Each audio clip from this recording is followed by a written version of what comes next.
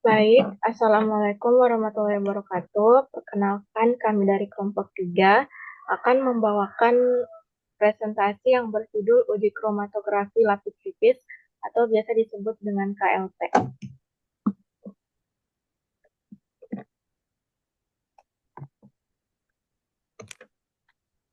Berikut adalah anggota kelompok 3, selaku saya Afnani Fajri Nurhidayah dan teman saya Alfitra Ramadan. NIM 1A12209. Adapun materi yang akan kami bahas dalam presentasi kali ini, yang pertama ada definisi KLP. Ini berupa perkenalan dari KLP sendiri, kemudian ada metode KLP. Ini berisikan proker dari proses KLP, kemudian ada juga kelebihan dan kekurangan dari kromatografi lapis tipis. Dilanjutkan di materi ketiga ada aplikasi KLP. Di sini kita memasukkan contoh pengaplikasian penggunaan kromatografi lapis tipis atau biasa disebut dengan KLP. Lalu di akhir presentasi akan dibahas mengenai kesimpulan dari keseluruhan presentasi yang telah kami lakukan. Yang pertama, definisi kromatografi lapis tipis. Jadi, perlu diketahui kromatografi lapis tipis adalah suatu analisis sederhana yang dapat digunakan untuk melakukan penegasan terhadap senyawa kimia yang terkandung pada suatu tumbuhan di samping screening fitokimia. Nilai RF dan warna noda yang diperoleh dari KLT akan memberikan identitas senyawa yang didapatkan pada suatu sampel. Kemudian profil kromatogram suatu tanaman perlu dilakukan untuk mengumpulkan data mengenai profil kromatogram dari berbagai tanaman yang berpotensi sebagai obat dan dapat digunakan sebagai standarisasi serta pengawasan mutu obat bahan alam.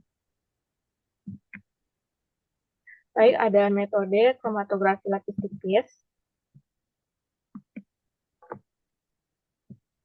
Yang pertama ada pelaksanaan uji kromatografi lapis tipis atau KLP. Kromatografi lapis tipis dilakukan dengan menggunakan sepotong kaca logam atau plastik kaku yang dilapisi lapisan silika gel atau alumina. Silika gel atau alumina ini merupakan fase diam yang akan digunakan dalam proses KLP. Jadi sebelumnya dalam proses KLP itu akan digunakan dua fase. Yang pertama ada fase diam dan fase gerak. Fase gerak atau eluen. Fase diamnya di sini silika gel. Kemudian untuk fase geraknya itu digunakan eluen. Itu digunakan berbagai macam perbandingan pelarut sesuai dari suatu senyawa yang akan diambil dalam penggunaannya. Lanjut, fase diam untuk kromatografi lapis tipis sering mengandung zat yang berfluoresensi dalam sinar UV, dan fase gerak seperti yang saya katakan, fase geraknya ini pelarut yang cocok atau campuran pelarut yang bisa menarik suatu senyawa pada suatu tanaman. Sini kita bisa melihat pada gambar di samping, pada plat silikanya nanti akan digambarkan suatu batas atas dan batas bawah. Untuk batas bawahnya itu ya garisnya 0,5 dan batas atasnya 1,0 cm.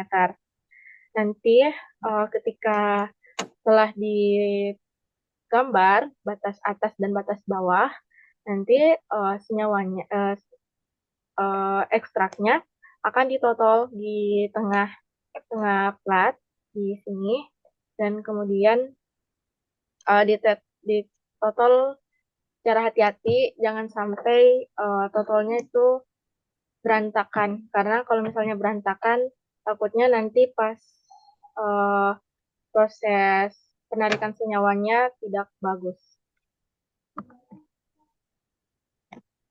Nah, seperti saya katakan tadi, di sini setelah ditotolkan, di sebelah kiri ada gambar totalan suatu senyawa yang bintik hitam ini. Kemudian ini sebelum pemisahan.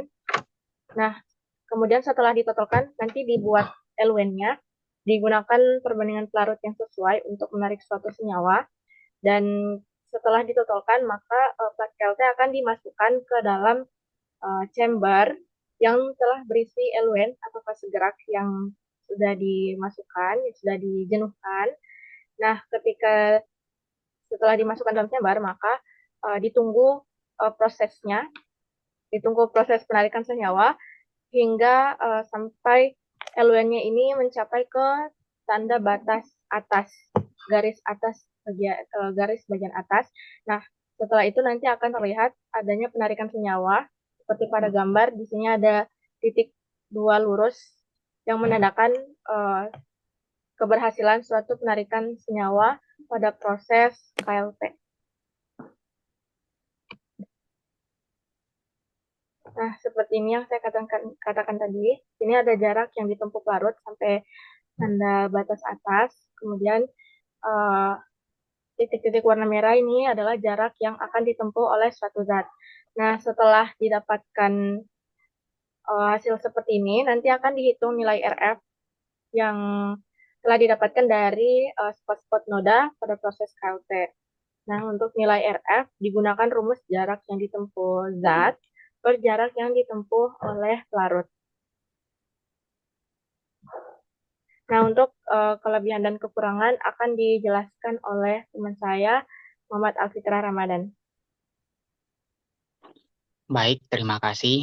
Langsung saja saya jelaskan mengenai kelebihan dan kekurangan dari KLT.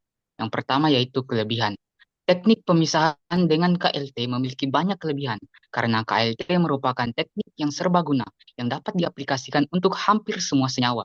Pemisahan yang dapat dicapai dengan biaya tidak terlalu mahal, yang dihasilkan dari absorben yang baik dan pelarut yang murni.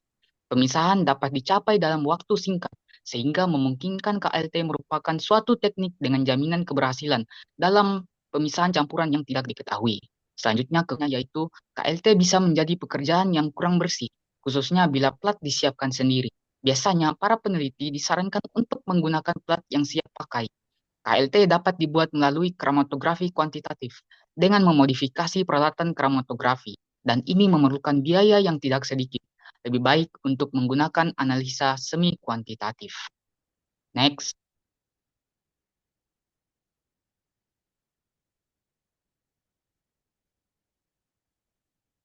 Baik, masuk pada aplikasi kromatografi lapis tipis.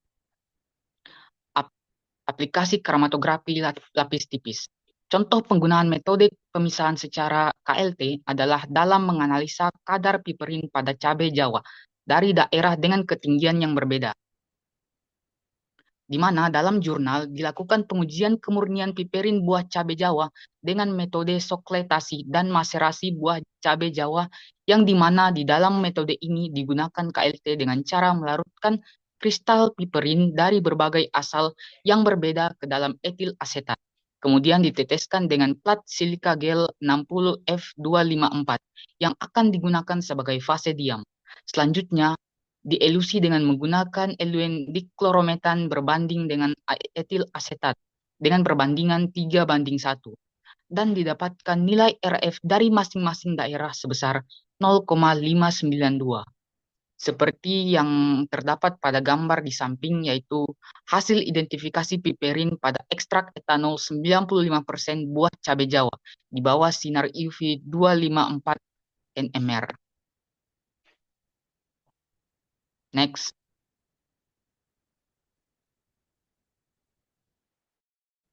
Berdasarkan materi yang telah disampaikan tadi, dapat ditarik kesimpulan yaitu pemisahan dengan metode kromatografi lapis tipis dilakukan dengan cara menotolkan sampel pada lempengan lapis tipis, kemudian memasukkannya ke dalam chamber yang berisi eluen dengan perbandingan pelarut tertentu.